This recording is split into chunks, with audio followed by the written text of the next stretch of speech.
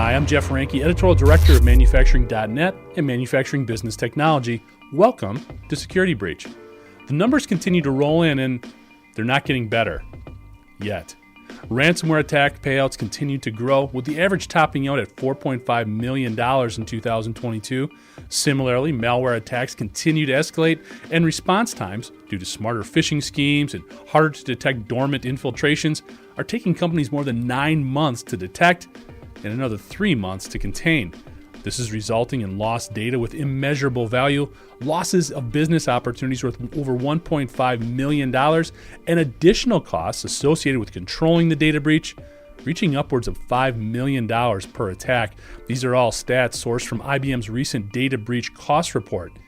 However, there are solutions being developed for the industrial marketplace, and joining us to discuss some of them is Eric Gross. He's RedZone's VP of Security and Application Support. RedZone is a leading provider of remote operations software and data storage and security. Thanks for joining us, Eric.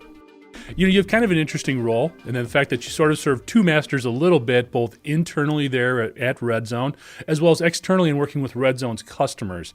So maybe you could kind of talk us through those roles a little bit and maybe how they feed off of each other. Yeah, sure. Thanks for having me, Jeff.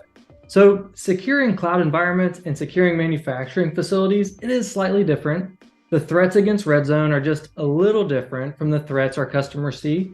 But being a part of the customer delivery, it helps ensure a complete feedback loop with the product, and that we're proactive with our deployment methods to changes that come in manufacturing.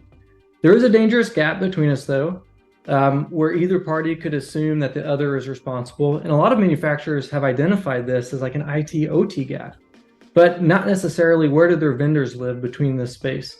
One fundamental thing that RedZone does, as an example, is not require internal networks to ever communicate. We want to keep your IT and your OT separate. So the minimal amount of integration with those OT networks. But that type of knowledge and learning those types of terms and those types of overall methodologies within manufacturing, that's what makes RedZone's deployment and RedZone's overall product better. Okay. One of the things we previously talked about too is as manufacturers go through more of these digital transformation processes, and as that is an internal strategy, it can create a lot of vulnerabilities that they may not have even thought about before. Maybe you could talk a little bit about, first of all, what are some of the vulnerabilities you're seeing more manufacturers come across, and maybe some of the strategies that you've seen them implement or helped implement to address them? Yeah. Well, first of all, I would encourage all employers, especially manufacturers, to hire security professionals to help with all steps. But the first thing that really comes to mind is getting a third-party risk assessment done. Third-party risk assessments are a great way to help identify and prioritize risks. They're great for leadership to help make decisions on where funds or budget should go towards with security programs. And if you're looking to get a head start, I think it's vital for manufacturers to really have a good inventory of their technology. It's where that risk assessment is going to begin, but what kind of PLC is out there? What version is it running on? What network is that IoT device on, right? Those are the types of things that's really where the vulnerabilities live, and that we don't know what we have yet. And so that discovery phase, that's where I would recommend manufacturers start. We've heard a lot of too about just taking an inventory, basically understanding all of the different API connections and all of the different assets that are connected. Have you worked with manufacturers in that sort of dynamic in terms of just helping them create an inventory of all the possible connected points? Well, we see it come up naturally. So as RedZone looks to create or get data collection off certain points, there's always a new conversation that comes up with customers of, oh, we didn't know we had this, or this is new, or we've never tried to connect with this before.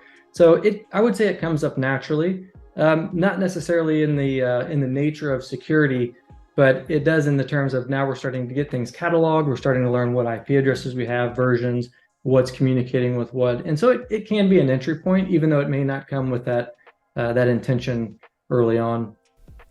So in talking about data and connection points, it's kind of a natural segue into cloud computing. I know you guys do a lot with cloud and helping customers there. It's something that manufacturers, I think, feel is sort of a set it and forget it type of dynamic. And they forget sometimes that they're still vulnerable even in that cloud. Maybe you could talk to us a little bit on some of the things you've experienced with cloud networking and the security that it still demands. Yeah. Well, there's two things that really come to my mind with cloud security. And it's very important as a first thing to have layers of protection. you really just can't rely on a single thing between you and a hacker. The hacker's got that full access, right? You're making some things publicly available, some things not. And so it's important to have defense in depth or overall layers in your security program. The second thing is don't get so distracted by building up those walls around your cloud environment that you forget about the people.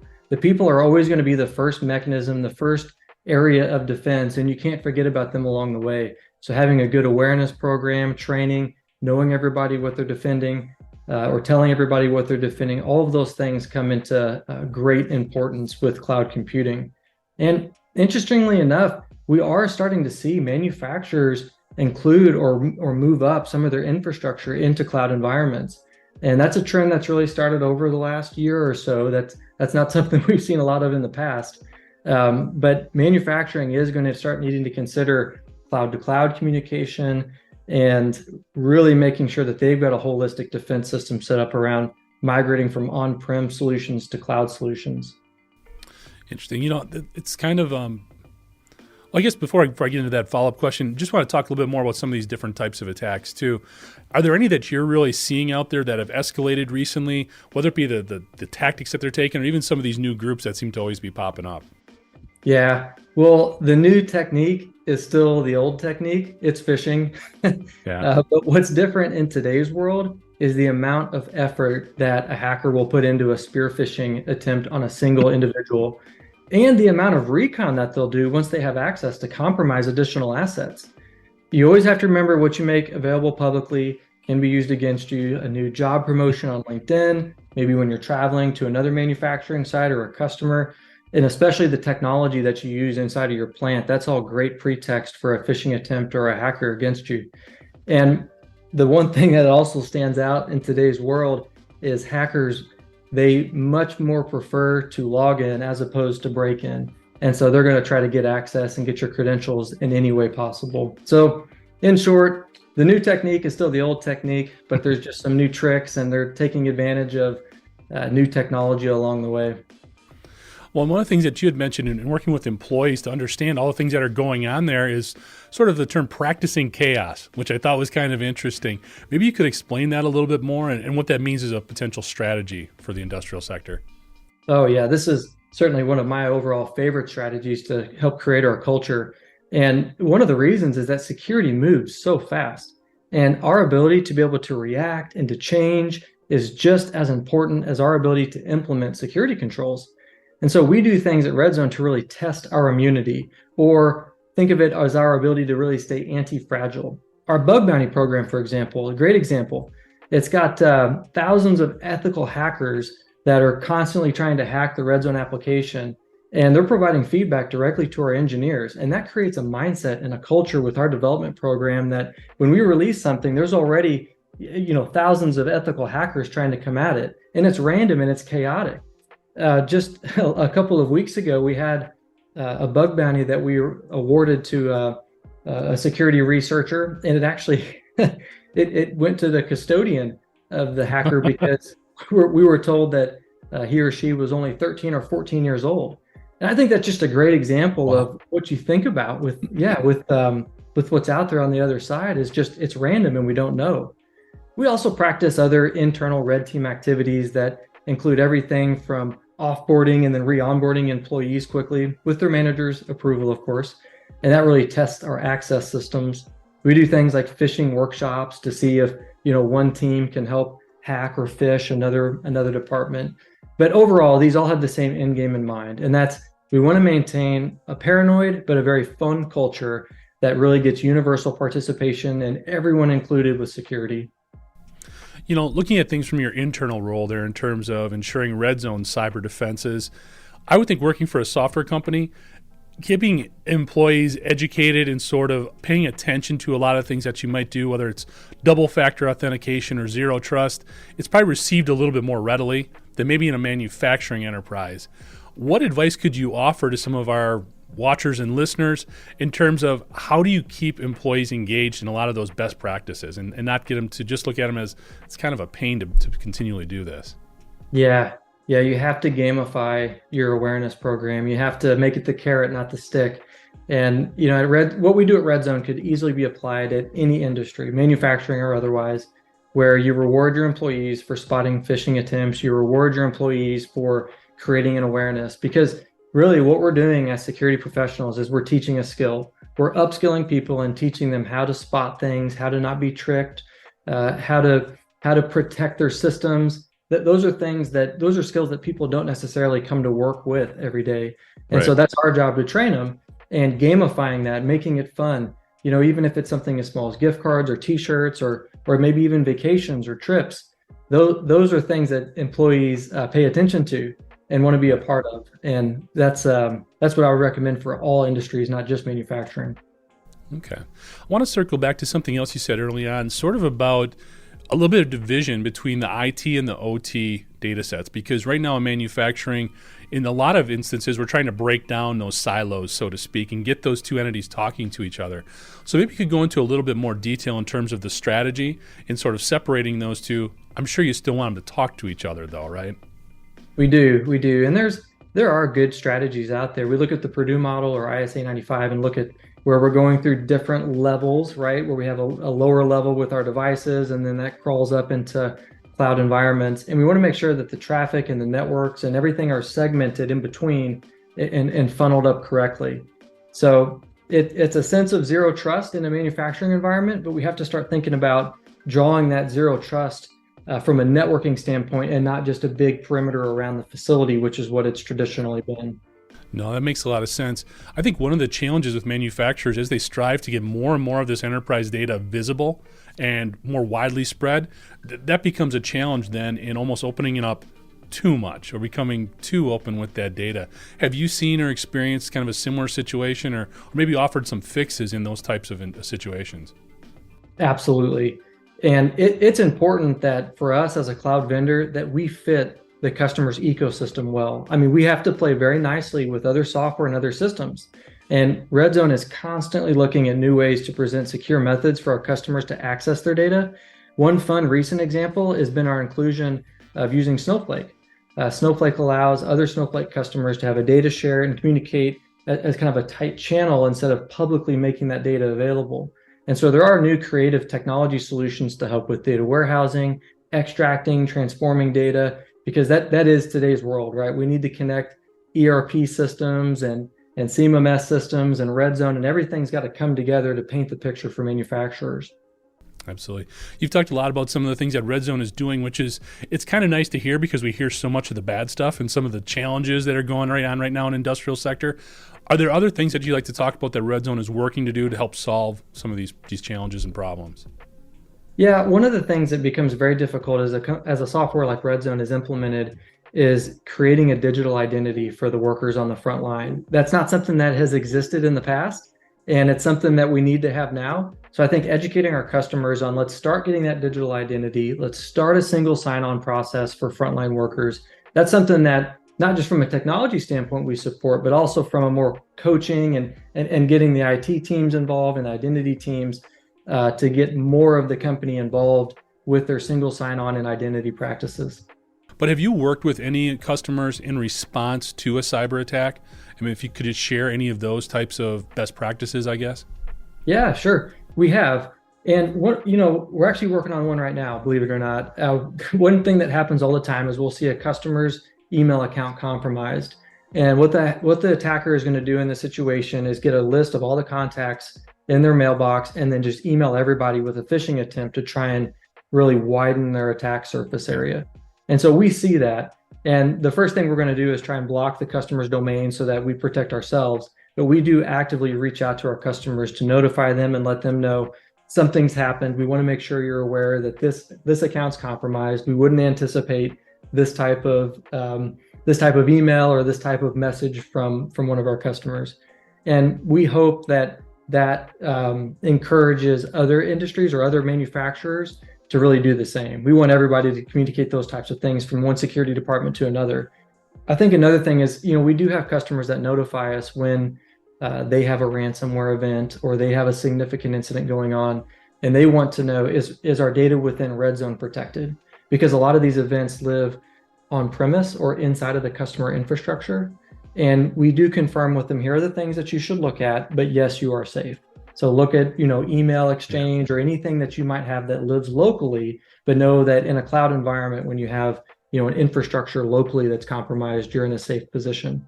But we do work with customers to make sure that they know, and we have a playbook ready for that as well.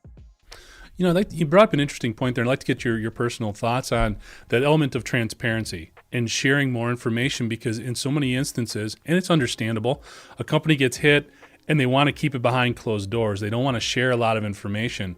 There's legislation out there right now that's being pushed to make more of those attacks sort of public record, or at least within Homeland Security, so that information can be accessed and shared to sort of come up with best practices from a defensive position. What's your take there? Do you think the industry needs to get better at sharing that information? Is there a better route in terms of making it available without exposing people or making them look bad, I guess? What's your thought? What are your thoughts there? Yeah, this is a really tough problem. And you look at some of the recent events like LastPass, where you see something unfold over weeks and weeks and weeks, and it really makes you question the integrity behind the program of a company. And that's not the goal of the transparency, right? The goal is that other folks or other companies aren't affected by the same thing that impacted you. And I do see some companies out there leading the way with this. Cloudflare and Twilio both posted some recent phishing attempts that came after them. And those are the types of things that really help, smaller companies like RedZone, because we look at those attempts, we say, are we ready for this? Can we defend ourselves? Are we protected? And I certainly think that, sharing those types of things in a communal way could go a long way for everybody's security program. There's, of course, limits to what could be shared, especially, when you can think about insurance and claims and users and impacts and other vulnerabilities. But when it comes to helping out your neighbors and the people around you, the more transparency in that area, the better. Well, and in this instance, by helping you understand it, you can pass that along to exponentially more people just via your customer base. So it makes a lot of sense there, and it's a slippery slope. You can definitely see both sides of it, but I tend to agree with you in terms of the need for greater transparency. You mentioned a lot about phishing attacks, Eric. The other big one you also alluded to for the industrial sector are ransomware attacks. So I always like to ask everybody who comes on Security Breach, ransomware, what is your personal take? Do you pay the ransom? Do you hold out? What's your thought? Well, everybody says no, you don't pay the ransom. But I think the best take is to get the FBI involved first, because they are a free resource for you. I know it feels like you're kind of reporting something to them, and it may feel like you may not want to do that. But the truth is, they deal with this every day, and you don't. And so getting them involved would be very helpful. But, our take is that, we have to see it. We have backups of everything. And our strategy is that we won't need to entertain the question. But you always have to look at it and, with an open mind and say, okay, what is, what can we do? What do we need to do? But, and what will we have our insurance do? But certainly our strategy would be to not pay a ransom. Excellent. So looking forward, maybe 12 to 18 months, Eric, are there some trends that you're seeing out there, either stuff we need to look out for, or maybe some progress on the white hat side of things that we can be encouraged by? So the world is really starting to zero in on privacy and the laws around it, the legislations that are coming. There are some state-based laws that are popping up now. GDPR has been around for some time, and there are a lot of programs looking to mature and base, their governance programs around that privacy. There are a lot of privacy things that I think are going to help us in the long term, especially with phishing pretext and that sort of thing. So privacy, although it's not the sexiest topic amongst cybersecurity, it does set the landscape, and it does change a lot of programs and a lot of things, the way we capture data and the way we use it. But of course, the other thing that we're seeing here is, and of course, this always comes in cybersecurity, when there's some new type of technology, there will be a way to weaponize it. And right now, that technology is artificial intelligence. And, at first it just seemed like this kind of fun, trendy term, but now we're starting to see security threats built off ChatGPT. Yeah. And our overall sense of trust, I think, is going to start to decrease. Maybe our imagination runs a little bit from movies like Mission Impossible. We haven't quite seen artificial intelligence with, face generating masks and that kind of stuff to wear yet. Yeah. But those are where your imagination starts to run, and you always watch the technology. We saw what social media did to, overall cybersecurity programs. Now, what is AI going to do that same type of thing over the next 18 months? Absolutely. Those are really interesting points you bring up there in terms of trends. I think from the privacy perspective, putting those types of precautions in place allows us to take them the next step in terms of enforcement and even potentially sharing more information, getting more transparency out about a lot of the cyber security activity. And AI, I agree, it's scary on both sides. It's amazing what it can do. But again, like you said, sometimes we can't have nice things. So thanks, Eric. For more information on the work Red Zone does, you can check them out at www.rzsoftware.com. Thank you for joining us today. To catch up on past episodes, you can go to manufacturing.net, IEN.com, or mbtmag.com. You can also check Security Breach out wherever you get your podcasts, including Apple, Amazon, and Overcast. And if you have a cybersecurity story or topic that you'd like us to explore on Security Breach, you can reach me at jeff@ien.com. For Eric Gross, I'm Jeff Ranke, and this is Security Breach.